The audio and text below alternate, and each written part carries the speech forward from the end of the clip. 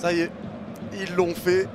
Nous sommes donc le Paris Saint-Germain, le dernier gros, sans Ligue des Champions. Voilà, ça, ça fait pas plaisir.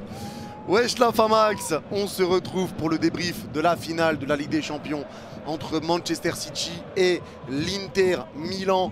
Victoire 1-0 des Citizens qui remportent la première Ligue des Champions de leur histoire. Et on va commencer par dire félicitations, bravo à City, félicitations aux Citizens, félicitations à Pep Guardiola, félicitations au staff, félicitations aux joueurs, félicitations aux dirigeants, parce que tout ce qu'ils ont fait cette saison, ça a été impeccable. C'est un triplé historique. Ils remportent l'APL, ils remportent la FA Cup, maintenant ils remportent la Ligue des Champions avec une équipe qui est pour moi la meilleure équipe du monde déjà depuis au moins la saison passée, voire déjà depuis 2 ans. City est pour moi la meilleure équipe du monde. Mais c'est un travail qui a été fait par Pep Guardiola et les dirigeants qui lui ont fait confiance avec un projet sportif et non pas un projet bling bling qui a été amené. Et au final, le travail paye. Ça aura pris du temps, ça aura été long. Il y aura eu énormément d'échecs, d'argent investi. Mais ça a payé parce qu'ils ont avancé dans le bon sens. Et bravo à eux. Bravo à eux. Clairement, bravo à Manchester City. Je rappelle qu'il n'y a aucune rivalité entre le PSG et Manchester City. C'est juste politique entre le Qatar et les Émirats. Mais voilà, il n'y a aucune rivalité entre le PSG et City. Donc bravo aux Citizens. Première Ligue des Champions de votre histoire. Et je suis jaloux. Je suis jaloux. Je peux pas dire autre chose, les gars. La vérité, je suis jaloux. Parce que eux, à l'heure où on parle, les vrais supporters ont connu la première Ligue des Champions de leur histoire. Ils savent ce que ça fait de vivre la première Ligue des Champions de leur club. Mais nous, on va attendre jusqu'à quand? On a le droit aussi ou que les Anglais? Ah, vraiment les mecs, moi ça m'inquiète un peu, on verra. On verra comment ça se passera, mais c'est vrai que ça donne envie. Après voilà, ils ont avancé dans le bon sens et clairement il n'y a pas de secret. Ils ont avancé petit à petit, ils ont fait ce qu'ils avaient à faire. Et aujourd'hui ça a payé. Maintenant l'Inter, bravo aux Interistes. Bravo aux Interistes parce que le match qu'ils ont fait aujourd'hui, ça a été un match de très grande classe. Ils ont vraiment fait un bon match. Alors, de très grande classe, on se comprend, la finale était peut-être un petit peu vraiment fermée. C'était pas hyper agréable à certains moments, on le sait. Après c'est normal, c'est une finale, tout ça, on le sait les gars. Mais clairement, dans le match qu'a fait l'Inter, j'ai jamais vu City bégayer autant depuis très longtemps. City a bégayé des erreurs dans des passes en retrait, des erreurs dans des passes en avant. Beaucoup de tremblements, ils étaient vraiment pas sereins et ça se voyait sur leur visage. Le match aurait pu tourner d'un côté comme de l'autre et ça c'est une réalité. Et à la fin du match, on va être clair, l'Inter aurait mérité de mettre ce but, l'Inter aurait mérité des prolongations. Maintenant, c'est le football, il faut aussi de la réussite, il faut aussi de la chance quand on veut être champion. Et City a eu cette réussite-là grâce à Lukaku notamment. Lukaku les gars, et ça me gêne de dire ça, mais Lukaku qui nous fait comme à la Coupe du Monde face à la Croatie, des gros ratés, et pourtant il fait pas une mauvaise entrée. Il fait pas une mauvaise entrée Romelu Lukaku, parce que les déviations de la tête qu'il met, il arrive à bien jouer en pivot, tout ça, il fait pas une mauvaise entrée. Mais derrière, il y a une occasion de Di Marco, il touche la barre, Ederson n'est plus là, tête de Di Marco en deuxième temps, Lukaku est sur la trajectoire, c'est lui qui vient sauver le ballon sur la ligne, il vient sauver City. Et derrière, sur la remise de la tête de Gosens, Lukaku, le but est ouvert. Et je ne comprends toujours pas à l'heure où on parle comment il a raté. Le but est ouvert, il met la tête sur Ederson.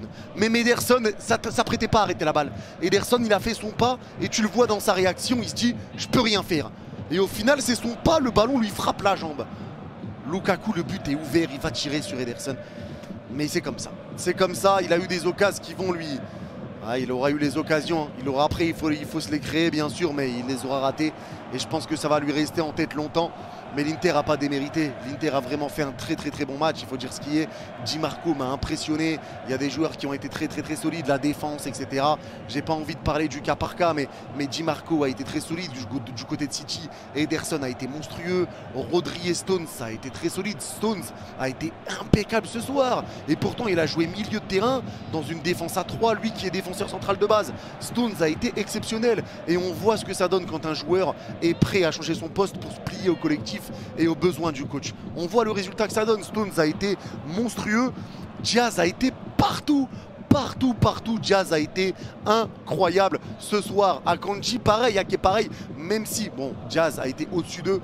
Akanji, Ake, il y a eu quelques moments où ça a été compliqué, mais c'est Akanji, malgré un match vraiment avec des passes en retrait, des mésententes avec Ederson, c'est Akanji qui vient te ramener le but. C'est Akanji qui vient te le ramener, la passe pour Bernardo, Bernardo qui centre, ballon dévié, ça revient sur Rodri, et Rodri qui met ce ballon au fond, Onana peut rien faire. Ederson a été impeccable, mais l'équipe De Bruyne qui sort sur blessure, on pensait que ça aurait peut-être fait comme la finale face à Chelsea, la finale perdue, mais au final Foden qui rentre, Foden apporte quand même des petites choses aussi également, parce que De Bruyne n'était pas totalement dans son match avant sa sortie. Donc voilà, Bernardo Silva, Gundogan, Grealish, mais Haaland pour moi a été en dessous dans ce match, mais encore une fois je le répète, c'est normal. Haaland c'est pas un joueur qui va se prendre le ballon, dribbler 2-3 joueurs. Haaland c'est un joueur rapide et sec devant le but. Il a besoin d'espace. Sans espace, Haaland est vite muselé. Au vu de sa corpulence, etc. Haaland est vite muselé. Donc clairement, si on parle, et là je vais parler du Ballon d'Or, si on parle de meilleur joueur du monde et qu'on prend le terme propre, meilleur joueur du monde, Haaland ne l'est pas. Là pour parler franchement les gars, Haaland n'est pas le meilleur joueur du monde. Maintenant c'est pas ça qui va être compté. Ce qui va être compté pour le Ballon d'Or, c'est bien sûr les trophées, etc. Haaland fait une saison monstrueuse en termes de statistiques. Là, il n'y a rien à dire. Maintenant, Haaland a été transparent, que ce soit là en finale et en demi-finale contre le Real Madrid. Il faut le rappeler également. Haaland a été transparent là-dessus. Mais il remporte la FA Cup, la Première Ligue et la Ligue des Champions. Et la Première Ligue des Champions de l'histoire de City. Moi les gars, je vous le dis et je prends des paris avec vous maintenant à l'heure où on parle, je pense que Messi sera quand même Ballon d'Or. Alors, attention, on remet tout de suite les choses dans le contexte. Je ne dis pas que Haaland ne le mérite pas. Je ne dis pas que Messi le mérite plus qu'Haaland, etc. Ce que je dis, c'est qu'on le sait, c'est les joueurs qui votent, c'est les journalistes qui votent. Du côté de Manchester City, il y a deux joueurs qui peuvent le mériter. C'est Erling Haaland en priorité, et Kevin De Bruyne. Donc en termes de vote, ça va éventuellement se partager des votes entre Kevin De Bruyne et Erling Haaland. Et celui qui peut profiter de tout ça, c'est Léo Messi. Et Léo Messi, lui, a été le meilleur joueur de cette Coupe du Monde. Il a remporté une Coupe du Monde que Haaland n'a pas joué. Il se fait éliminer derrière en 8e de finale de Ligue des Champions. Mais il prend quand même la Ligue 1. Et il termine quand même avec un 16 buts, 16 passes D. Et en termes de buts et passes décisives dans l'Europe en toute la saison, je crois qu'il est numéro 1. Donc Messi peut clairement prétendre à ce Ballon d'Or. Et je pense que là, on a un vrai Ballon d'Or où on ne connaîtra pas le gagnant. Il y en a qui vont dire Messi le mérite, il y en a qui vont dire Haaland le mérite. Haaland, pour moi, peut le mériter légèrement un peu. J'ai envie de dire que Haaland le mérite. J'ai envie de dire qu'Haaland le mérite, mais on sait comment ça se passe. On sait comment ça se passe. Et je vous jure que Messi peut vraiment prendre ce Ballon d'Or. Et je sais qu'il y en a qui sont d'accord avec moi. On va voir ce que ça va donner, mais pour la première fois, on va avoir un Ballon d'Or où vraiment, moi, je ne saurais pas qui le prendra. Je ne saurais vraiment pas si ça sera Haaland ou si ça sera Messi. Donc on verra bien ce que ça donnera. Mais en tout cas, bravo, bravo. Il n'y a rien à dire d'autre. C'est bravo Manchester City pour le travail qu'ils ont fait. Bravo à l'Inter, vous pouvez être fiers de vous. Fiers du match que vous avez fait. Ça aurait mérité un meilleur sort, on va dire.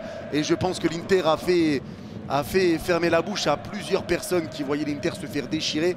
Au final, moi je le disais que l'Inter était l'équipe qui pour moi était la plus à même de venir gêner cette équipe de Manchester City. Et c'est ce qu'ils ont fait, mais voilà, ils ont pris ce but et des coups du sort derrière pour eux pour les empêcher d'égaliser et d'arracher ces prolongations. Voilà, ça doit être dur, c'est une défaite en finale, mais City a déjà vécu cette défaite en finale. Ils remportent la Ligue des Champions maintenant, ils sont à une Ligue des Champions. Et je suis jaloux, comme j'ai dit, je suis jaloux les gars. Je suis vraiment jaloux de Manchester City, des dirigeants, du coach, des joueurs, comment ils se donnent, du projet du club. Je suis jaloux les mecs, je suis jaloux. On est à 0 Ligue des Champions. On est la dernière grosse équipe, entre guillemets grosse, j'aime pas dire des trucs comme ça, mais on est la dernière grosse équipe à jamais avoir remporté la LDC. City est sorti de ce cycle-là, il remporte la Ligue des Champions cette année. J'espère qu'on vivra cette même émotion pour le Paris Saint-Germain.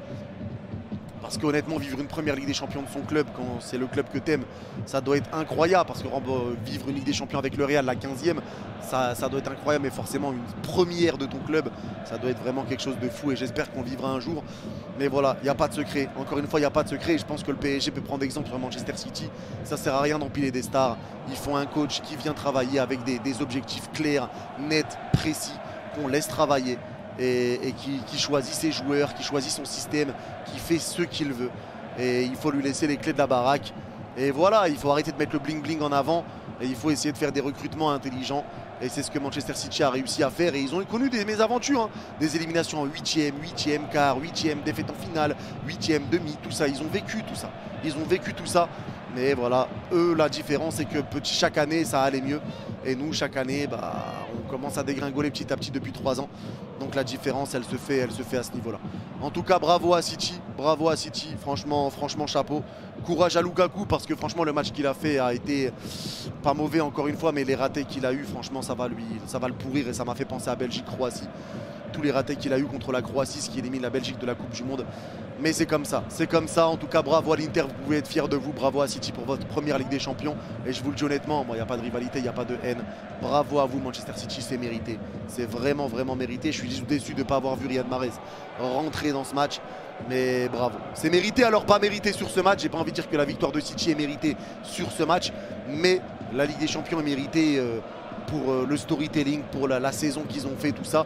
Mais j'ai rarement vu City avec un visage aussi mauvais dans un match et on sentait la pression, vraiment, on sentait vraiment la pression, qu'ils avaient la pression sur cette finale.